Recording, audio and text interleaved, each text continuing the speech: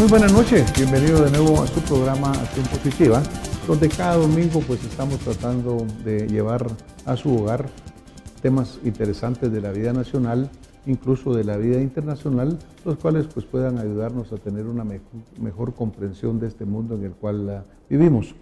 Tocamos diferentes temáticas. Hoy tenemos un tema que ha estado bastante presente en los medios y que ha empezado a generar una muy importante controversia, es decir, discusión en todos los medios para tocar un tema que tiene mucho que ver con lo que es el futuro, la actualidad y la previsión social de los ciudadanos de Guatemala.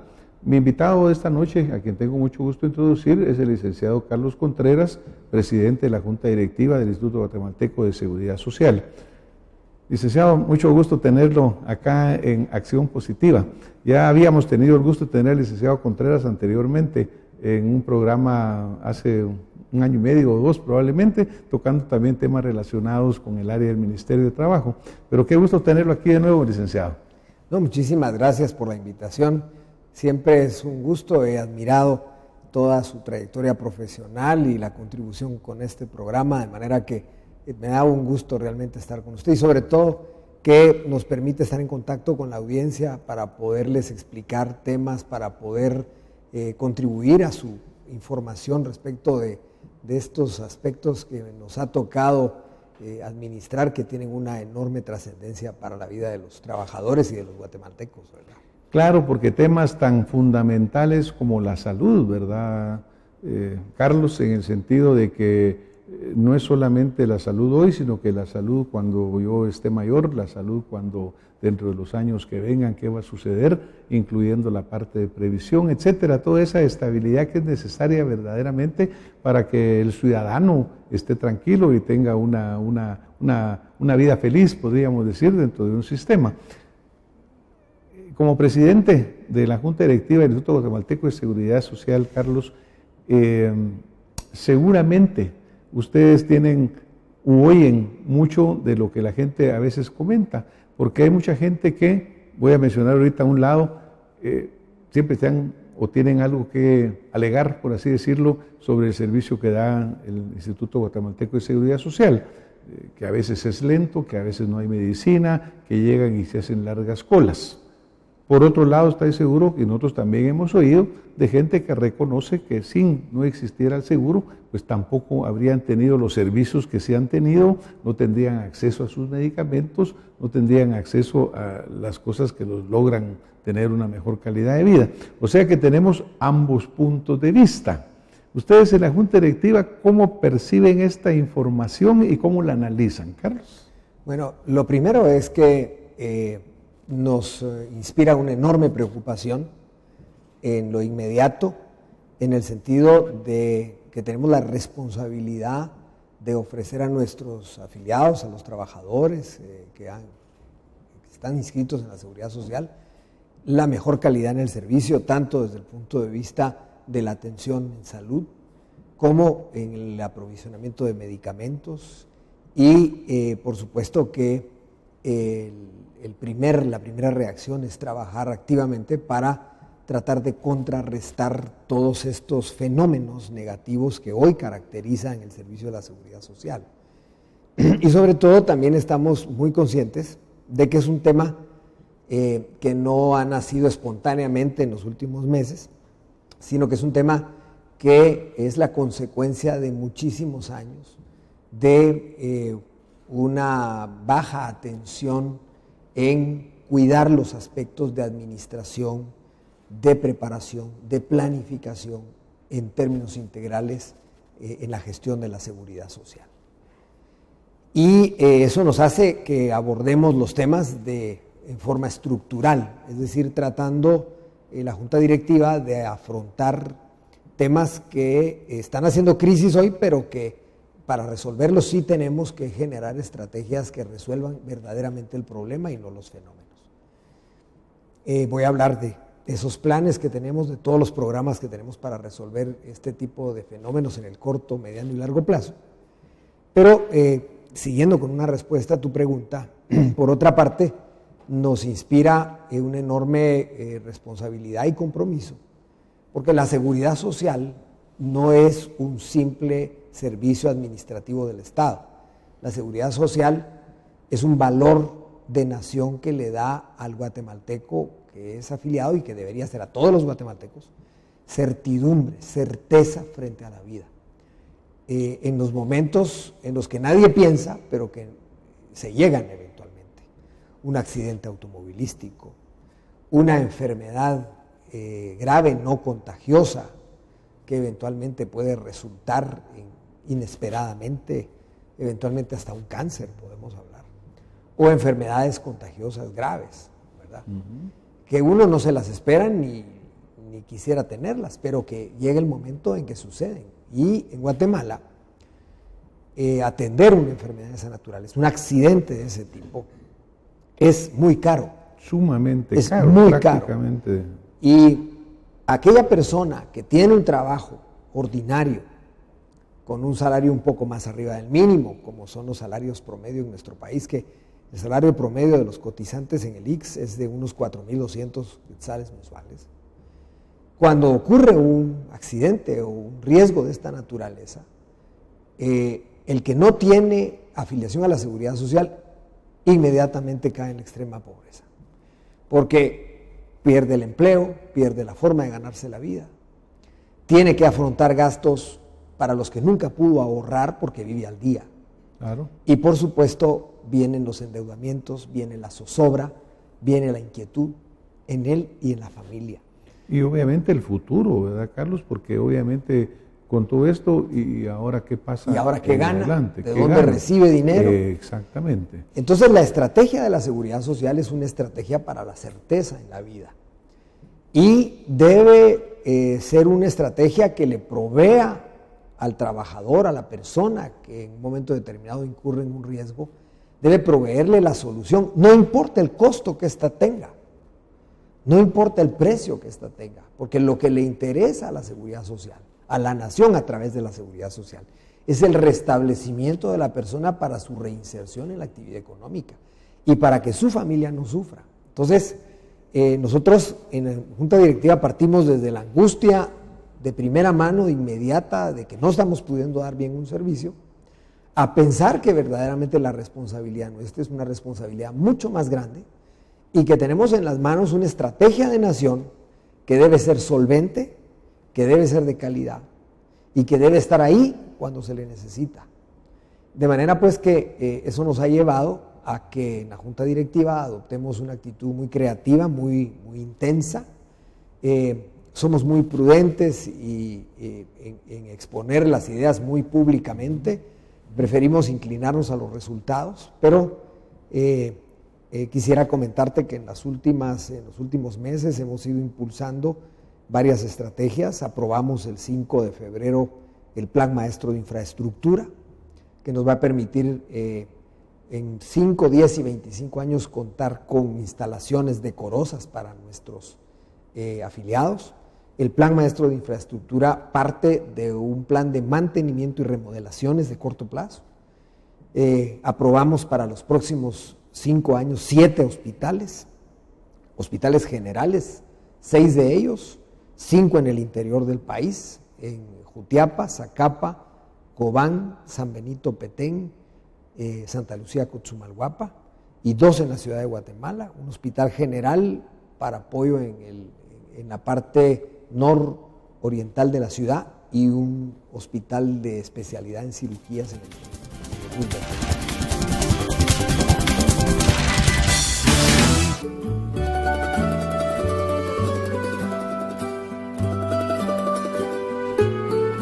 Embutido Santa Lucía, en su mesa todo el día.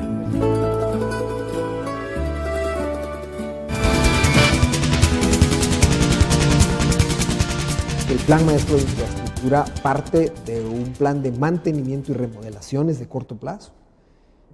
Aprobamos para los próximos 5 años 7 hospitales generales, 6 de ellos, 5 en el interior del país, en Jutiapa, Zacapa, Cobán, San Benito, Petén, Santa Lucía, Cotzumalguapa, y 2 en la ciudad de Guatemala, un hospital general para apoyo en la parte nororiental de la ciudad y un hospital de especialidad en cirugías en el Roosevelt.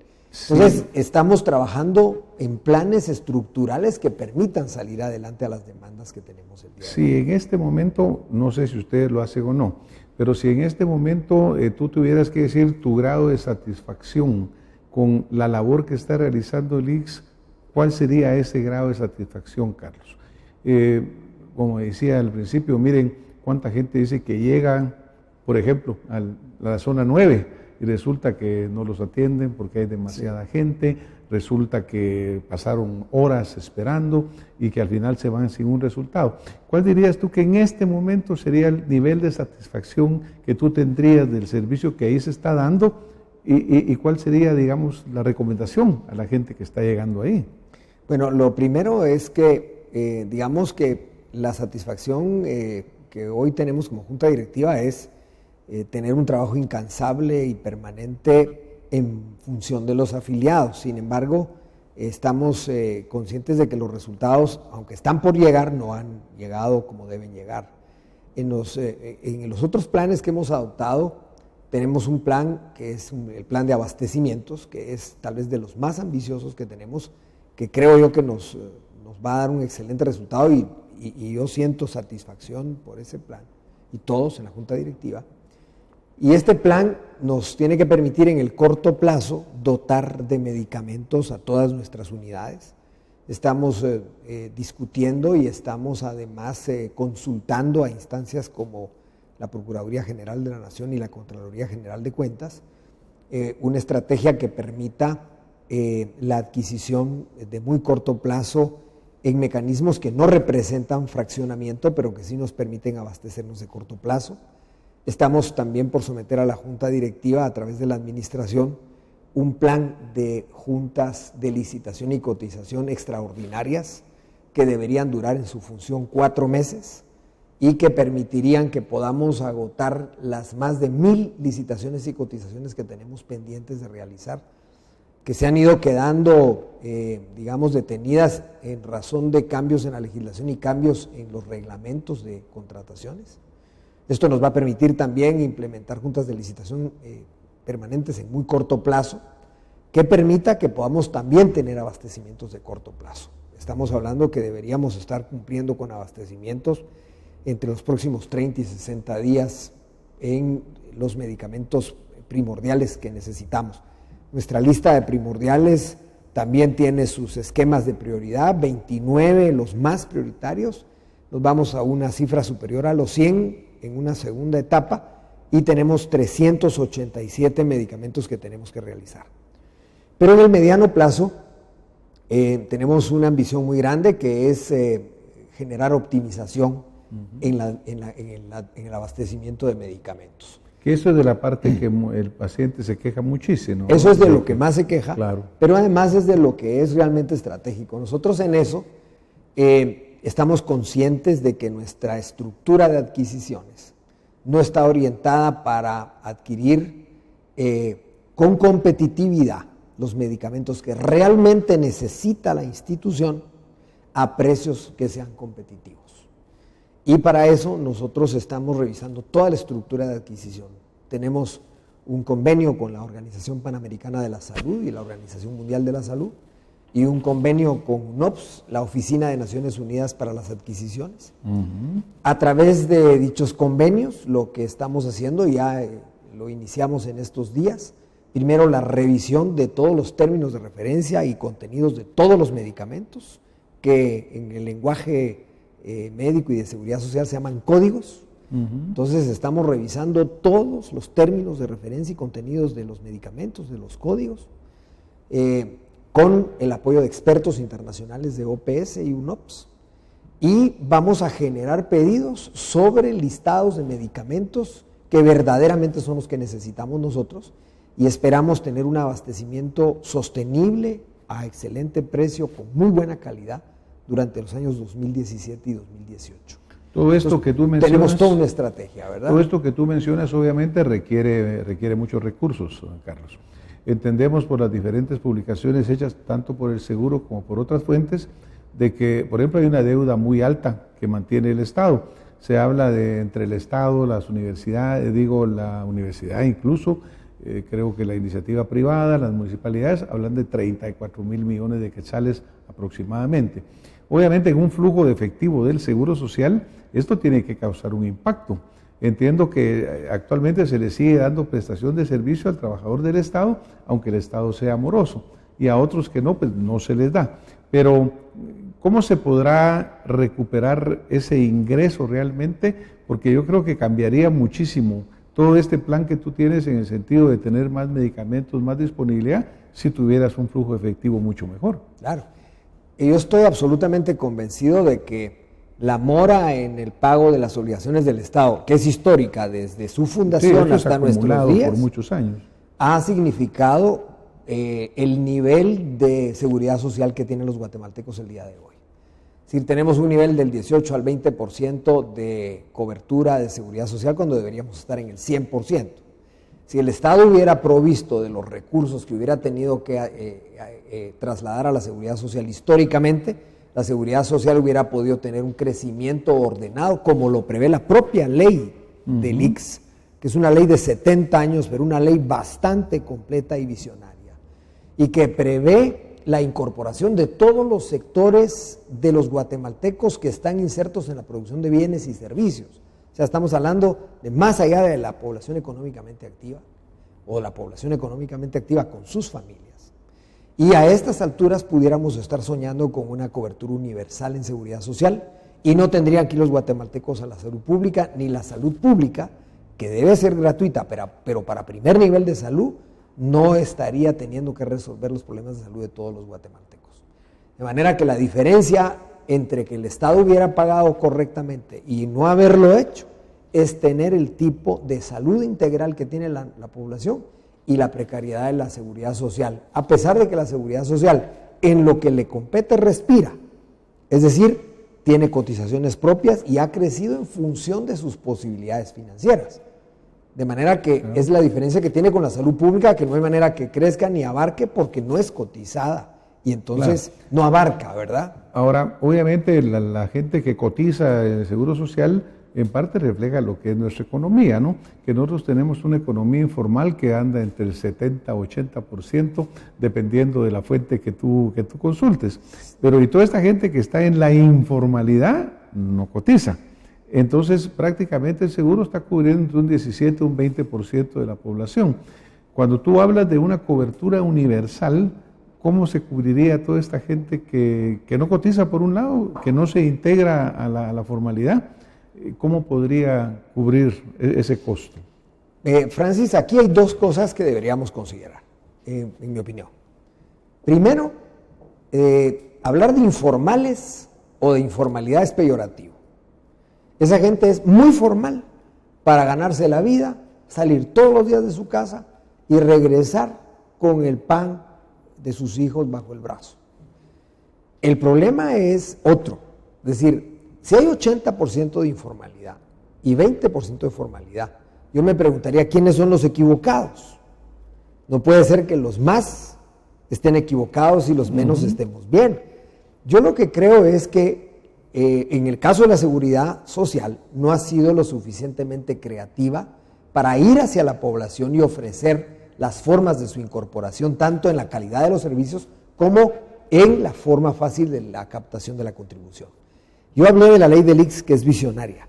La ley del ICS, en dos artículos muy importantes, el 27, prevé la incorporación paulatina de la población a la seguridad social. Y el 38 prevé las formas de cotización de la seguridad social. Prevé esa cotización tradicional de 3 fuentes de aportación, trabajador, empleador y Estado, pero prevé también la contribución única para aquel trabajador, aquel guatemalteco que está en la producción, pero que no forzosamente tiene una relación de dependencia. Es una ley de hace 70 años. El problema es que no hemos tenido la capacidad de aplicar, como dice la Constitución de la República, aplicar la seguridad social de manera que abarquemos a todo el mundo.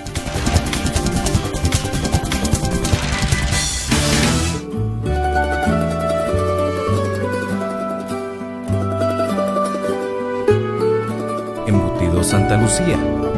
En su mesa todo el día.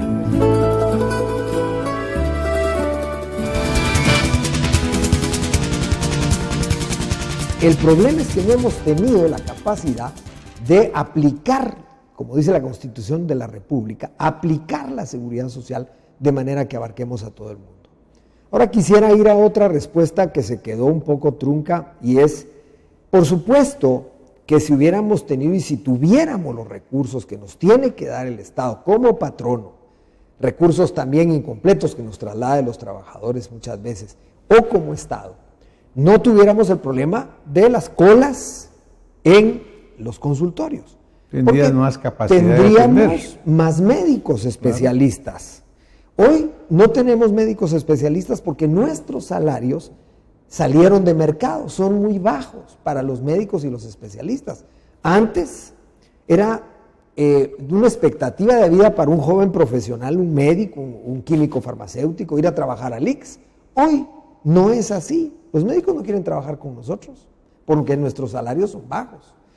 Yo traté, y con la Junta Directiva, de proponer un incremento en los salarios de los médicos y profesionales, y el departamento actuarial del ICS me dijo, mire, eso pone en riesgo la solidez financiera del programa EMA. De manera que si yo tuviera una mayor recaudación de parte del Estado, las municipalidades, y más cobertura, yo pudiera tener más recursos para poner a los médicos que se necesitan, construir los consultorios que se necesitan, no de hoy, se hubiera podido hacer antes. Y en tema de abastecimientos, por eso resulta tan importante el proyecto que estamos impulsando con el apoyo de Naciones Unidas. Porque yo creo que si nosotros hacemos un buen trabajo proveyendo de medicamentos de calidad, pero a precios competitivos, podemos ahorrarnos un 20 a 30% de la factura que hoy pagamos de medicamentos. Y esos recursos, si van a resultar en la estrategia que ya estamos aplicando, deben irse justamente a fortalecer la contratación de médicos, su formación de profesionales, instalaciones para servir mejor a nuestros afiliados. De manera que programa hay, vamos para adelante y esa es la idea, ¿verdad? Esta debilidad, digamos, que se señala en el seguro social, el ICS ha hecho que crezca la idea de privatización, desmonopolización, es decir, pues que crezcan otros proveedores del servicio. ¿Cómo visualizas tú esa posibilidad, que de repente vinieran otros prestadores de servicio que pudieran cotizar los afiliados sin que existiera la obligatoriedad de irse directamente, únicamente con el ICS? Bueno, yo aquí me hago una pregunta que creo yo que es la que debemos hacernos todos los guatemaltecos. El tema de la seguridad social es un tema de cobertura universal, de vocación universal. Cuando hablamos de vocación universal en Guatemala hablamos de mucha gente cotizando, de mucha gente siendo atendida en el servicio de salud que prevé el programa de seguridad social. Entonces, debemos tomar en cuenta que esa cobertura hoy no existe y que entonces la expansión hacia la cobertura universal puede significar, por supuesto, un flujo financiero muy grande. Entonces, la pregunta que yo me hago es, ¿cuál debe ser la preocupación si afrontamos una reforma de la seguridad social en el país? Porque no es una reforma de la ley del ICS, no es una reforma del ICS, es una reforma de la seguridad social de la nación, que hoy lo materializa el ICS, lo ha materializado el ICS, pero es una estrategia de nación que le da certidumbre a los guatemaltecos, como lo hablamos al principio. Si afrontamos una reforma de la seguridad social, ¿qué nos debe animar? ¿El negocio, que resulta de una cobertura cuantiosa, o verdaderamente buscar el mejor servicio en el marco de una cobertura universal? Si el desafío es una cobertura universal con una buena calidad de servicios, ahí nos apuntamos nosotros como junta directiva para discutir lo que sea. Si el tema es una preocupación por el negocio de la salud o por el negocio de la plata que generan las pensiones, pues ese es un tema que no es de la seguridad social. Puede ser un tema de fortalecimiento del capital para la inversión y el desarrollo en el país, puede ser una estrategia de ampliación de servicios y las opciones, pero no es el tema de la seguridad social. Ahora, Resulta, por supuesto, iluso pensar que solo la infraestructura de la seguridad social, del ICS, en este caso el ICS, o solo la infraestructura de la salud pública, puede abarcar a toda la población del país en lo que sí debe darse, y estamos convencidos, una estrategia de cobertura universal. El Instituto Guatemalteco de Seguridad Social, su presidente, su junta directiva, estamos convencidos de la necesidad de irnos a la cobertura universal. Sin embargo, debe ser en una estrategia que no pierda la virtud de la solidaridad, la virtud de la atención, como lo dice la ley del ICS, a todos los ciudadanos que contribuyan, pero en la medida que lo necesiten. Lo que hace la diferencia entre el negocio y la seguridad social es que tú tienes servicios del tamaño de tu contribución. En la seguridad social tu contribución vale, es importantísima, porque va a una caja muy grande de todos los guatemaltecos, pero el servicio que recibe el afiliado no está en función directa de su contribución, sino de su necesidad primaria, como lo dice la ley del ICS. Esa es la diferencia y ahí es donde creo que hay que enfocar las cosas. Y yo creo que esa va a ser una parte fundamental de la discusión, Carlos, porque obviamente lo que visualizamos actualmente es la parte monetaria, la parte negocio, que obviamente va a privar muchísimo, ¿no? Se habla, por ejemplo, del modelo chileno, en la cual, pues, hablando en la parte de pensiones, ¿no? La parte del manejo privado de las pensiones, pero también recientemente en diferentes medios se hablaba de manifestaciones de la población chilena en contra de ese sistema, porque también tampoco les está respondiendo a lo que debería de ser. O sea que aquí van a haber muchísimas cosas que sopesar en un camino o en el otro, y ver que prevalezca más el interés del bienestar del ser humano que el resultado económico de una operación. ¿Tú dirías que en este momento, con esta visión que tú nos acabas de expresar, estaríamos manteniendo la visión original del 44, cuando nace esto, después de la revolución del 44, el gobierno de Juan José Arévalo, estaríamos manteniendo ese espíritu en adelante? Yo diría que en los temas de los sistemas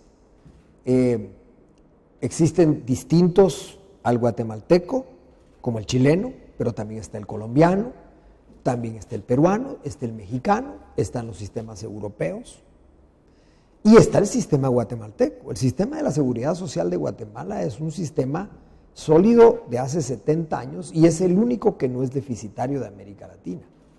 O sea que nuestro modelo también debe ser tomado en consideración, de manera que yo me inclino a un análisis de nuestra situación, de nuestra propia realidad, de nuestro propio sistema, y que podamos infundirle un salto hacia adelante, una transformación que permita y nos lleve a la cobertura universal, pero sobre las bases que hoy inspiran la seguridad social de Guatemala, que es una seguridad social que verdaderamente a quien ha servido, quien ha vivido la seguridad social, quien ha resuelto su problema de una cirugía grave, de una enfermedad difícil, ha encontrado la respuesta. O de un problema crónico Así que es. lleve muchísimo tiempo y que requiera este apoyo. Así es. Bueno, yo creo que obviamente vamos a enfrentar bastante discusión sobre esta temática, Carlos, porque habrán quienes pongan un punto de vista y quienes pongan el otro.